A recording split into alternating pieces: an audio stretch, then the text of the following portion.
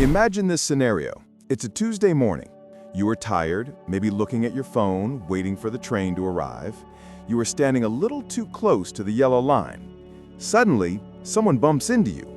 Or maybe you feel dizzy.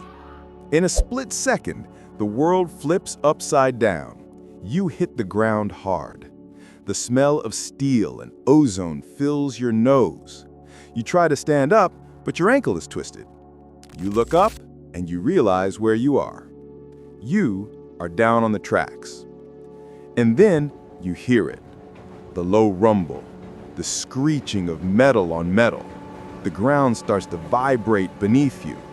Two bright lights appear in the dark tunnel. The train is coming. What do? Most people think they know the answer. They think they would just jump back up. But in reality, panic takes over. Your brain freezes, and that momentary freeze is what kills you. In the next few minutes, I'm going to teach you exactly how to survive this nightmare. We will look at the physics of a moving train, the hidden dangers that can kill you before the train even touches you, and the 3 specific zones of survival in any subway station. This is not just a video. This is a manual that could save your life. Welcome to the survival guide regarding one of the most dangerous places in the modern city. Before we talk about the train, we need to talk about the immediate threat, the threat that is sitting right next to you. In many subway systems around the world, like New York, London, or Paris, the trains are powered by electricity running through the rails, but not the rails the wheels sit on. Look closely. Do you see that third, slightly raised rail running parallel to the tracks? Usually, it is covered by a protective hood, but not always. That is the third rail. While the standard wall outlet in your home carries 110 or 220 volts, the third rail carries anywhere from 600 to 750 volts of direct current.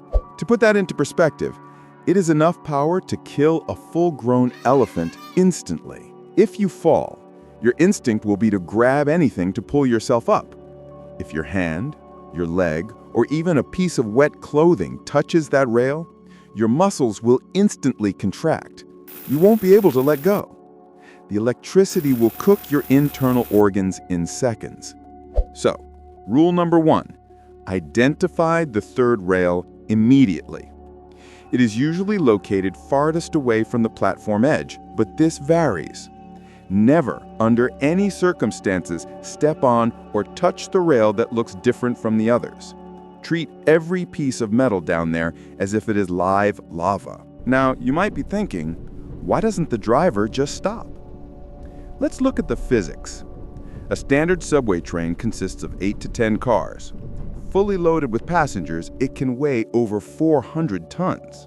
If a train is moving at 40 miles per hour, or 65 kilometers per hour, it possesses an immense amount of kinetic energy. Even if the driver sees you and hits the emergency brakes instantly, physics is not on your side.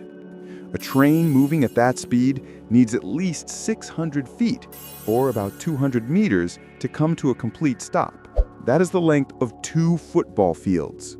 If you fall and the train is entering the station, the driver cannot stop in time. The screeching sound you hear is the steel wheels locking up, but momentum carries that 400 tons forward, crushing anything in its path. This is why waving your hands at the driver when the train is already close is futile. They see you, they are praying, but they are helpless. You have to save yourself. So, let's break down your options based on the situation. Situation A. You fall, but the tunnel is dark, there is no train coming. First, get over the shock. Do not just stand there embarrassed, you are in a death zone. Do not try to climb back up exactly where you fell. The platform is often chest high. It requires a lot of upper body strength to do a muscle up, especially if you're injured or wearing heavy winter clothes. Look down the platform. In almost every subway station, at the very ends of the platform where the tunnel begins, are stairs or a ladder. These are built specifically for workers and emergencies. Run to the end of the station, opposite to the direction the train enters if possible, and use the stairs. If you can't run, shout for help. bystanders on the platform can press the emergency stop button. Every station has one. If people on the platform see you, scream at them to cut the power. Press the button.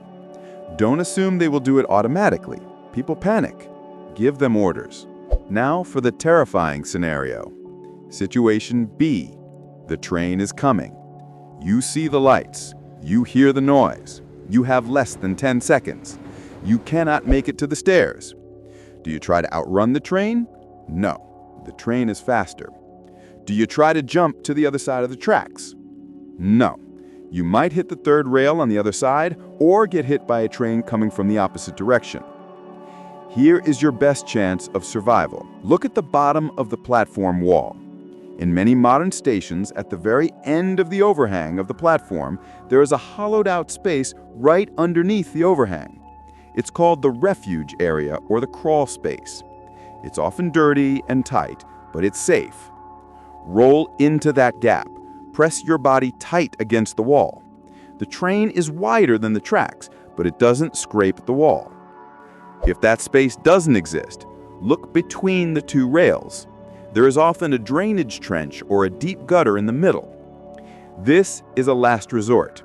Lay flat inside that trench, face down, hands over your head to protect it from hanging equipment under the train.